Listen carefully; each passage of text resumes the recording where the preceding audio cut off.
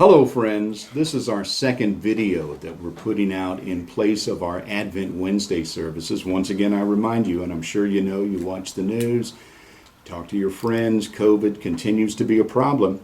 And rather than doing nothing, we decided this was the next best thing, that we could reach out to you through the World Wide Web, come to you through YouTube, and have a little bit of a Advent meditation. You might remember last week we talked about the Advent wreath. If you look at your calendar, you'll see that right now we're right smack dab in the middle of Hanukkah. If you have any Jewish friends, I've got one. And matter of fact, I talked to her this past week, and they're celebrating Hanukkah, and that gave me an idea. What do we as Christians know about Hanukkah? Is Hanukkah a biblical holiday? How do you celebrate Hanukkah? And is it possible that we as Christians can also celebrate Hanukkah? What I discovered was this. A little bit of internet investigation revealed that back before the days of Christ, you'll remember that Alexander the Great conquered the known world and Hellenized the world. That means he made the world Greek, basically. You can go practically anywhere in the world today, and if you speak English, there'll be somebody in that town, in that city, in that village that speaks English as well. English is a worldwide language. You can go to some little tiny village in the jungle, and sure enough, you'll find somebody who speaks English, and they can be your translator. The same thing happened under Alexander the Great.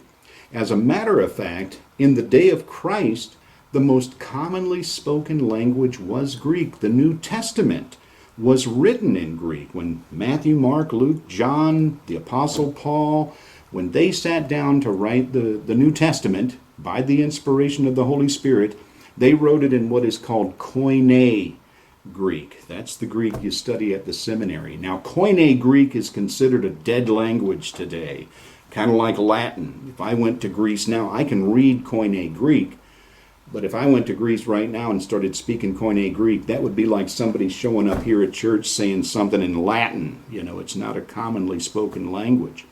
By the time of the Maccabees, all right, we know about the Maccabees, Judas Maccabeus and all his brothers. Alexander the Great had passed away. There were a number of kings that came after him. One was Antiochus IV. Antiochus IV. Now, Alexander the Great, when he invaded a country, conquered that country, he said, you guys can keep your religion. Whatever you're doing, that's fine with me. I just want you to recognize me as king. They said, okay. Same thing happened in Israel. When Alexander the Great came through, you guys are Jewish, continue your Jewish religion. Everybody said, cool, good job, not a problem. Antiochus IV came along, and for some reason he despised the Jewish people. And one thing he did, he outlawed circumcision, which is a covenant promise made with God, the people of Israel. You can read about that in Genesis chapter 15. Abraham, Isaac, circumcised by God as a mark of the covenant. If you don't know what circumcision is, ask your mom. Okay, I'm not going to explain it.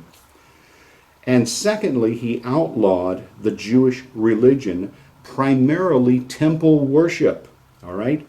And what he did, he sent troops to the temple who drove out the priests.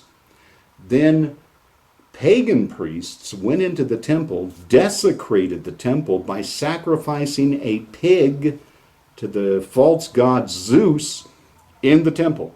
That was the straw that broke the camel's back for the Maccabee brothers. They said, if this is happening, we're not gonna put up with it. And the very first one who was killed in the Maccabee rebellion was the priest who had sacrificed the pig. Okay? They drove the Greek people out of the temple. They drove them out of Jerusalem. There was a big war. They drove the Greeks out of their country. They became once again an independent nation under the Maccabee brothers. They went back to the temple and said, you know what? We want to give thanks to God. We want to praise him for this great victory. Once again, we are an independent nation. We are a people set apart.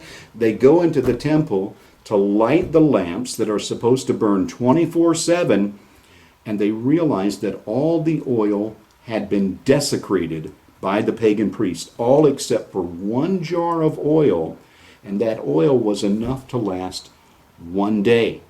Now, anytime anything is ritually impure or unclean, it takes 7 days to purify it. Okay, it takes 7 days to make that oil good. And so, okay, we only have 1 day's worth of oil. They put it in the lamps, they lit it, and it lasted for 8 days. 8 days. And they see this as a miracle of God. Kind of like Elijah and the widow of Zarephath. Remember her? She had just enough oil and just enough flour to make one meal for one person for 1 day. The widow even tells Elijah, me and my son are going to eat this food, and then we're going to die. Okay, we're going to starve to death. And he says, you know what? If you make me something to eat first, you'll never run out of food. And the woman in faith does this. And every time she went to the jar of oil, there was enough oil for one more meal.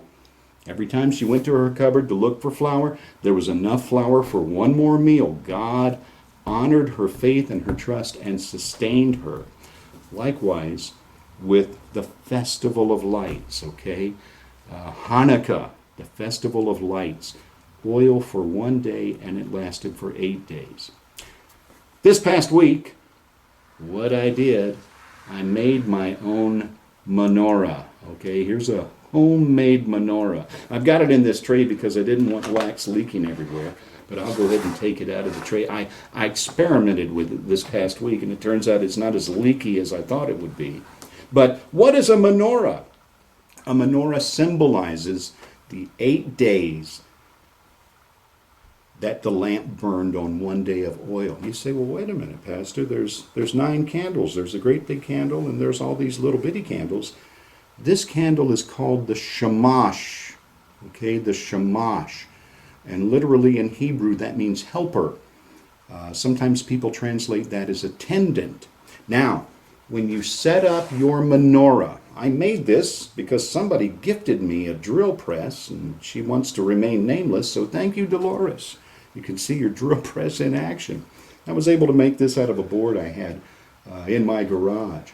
What you do, when you're loading the menorah up, you go from right to left. When you light your menorah, you go from left to right. Actually, I'm doing it backwards. Right to left, left to right. So therefore, what we're going to do first, now here's how you light your menorah, all right? The very first thing you do is you say a prayer, and I've written these prayers out. Now these prayers are printed in Hebrew, and you're supposed to say them in Hebrew. I didn't do well in Hebrew, unlike Pastor Lair. Some of you remember Pastor Lair. He was great with Hebrew. I wasn't. And so I got a translation of these in English.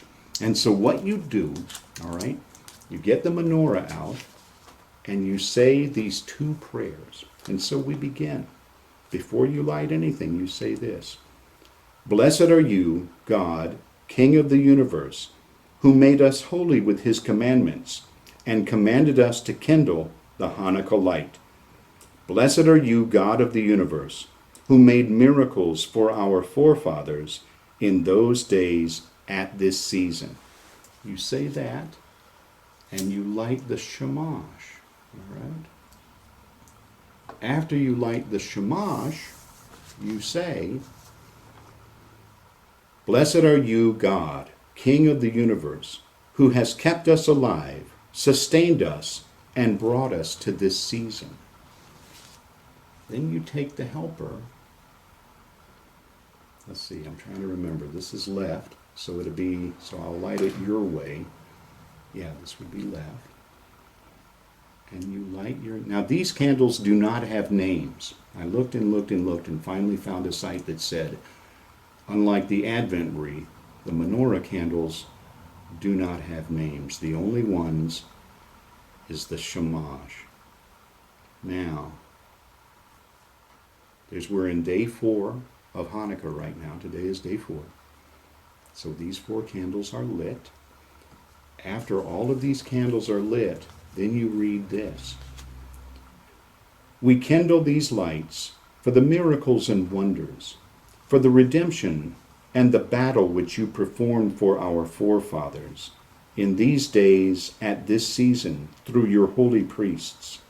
During all 8 days of Hanukkah, these lights are sacred, and we are not permitted to make ordinary use of them, but only to look at them, in order to express thanks and praise to your great name for your miracles, your wonder, and your salvation.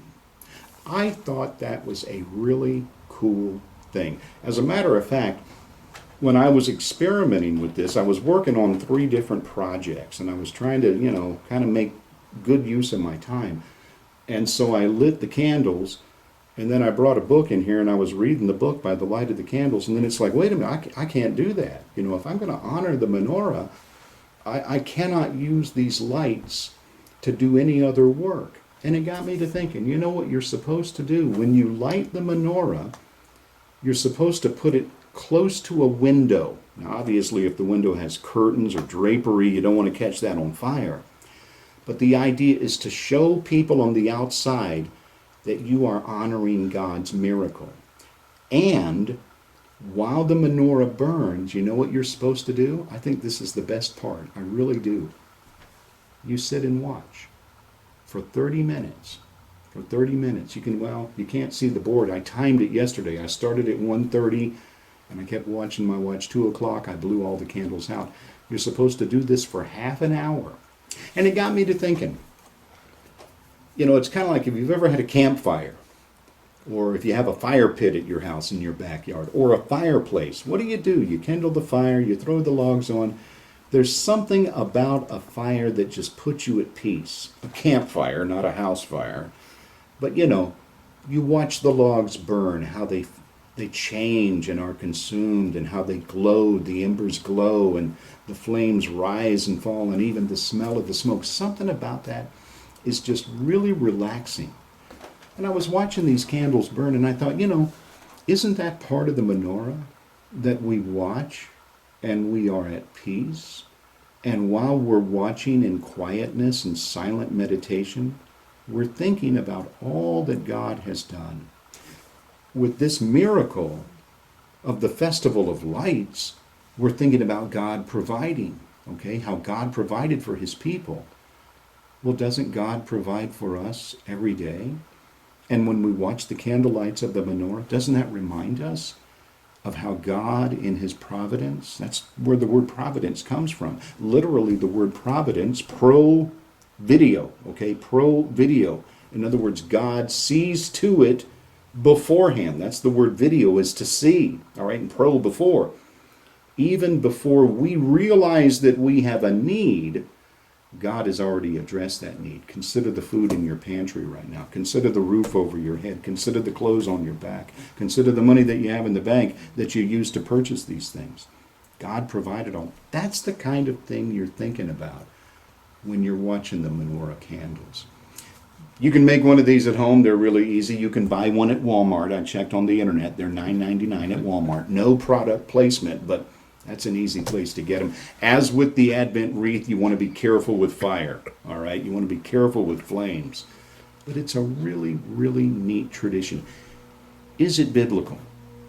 Is it biblical? Is it Christian? Can I, as a Christian, celebrate the menorah? Yeah, I can. Because if you look in the Gospel of John, chapter 10, Jesus is in Jerusalem celebrating the Festival of Lights. So Christ himself had a menorah. Christ himself celebrated Hanukkah. So if Jesus can celebrate it, so can we. Friends, I wish you peace, joy, and blessing in this Advent season and this Hanukkah season. God be with you. We'll see you soon. Bye-bye.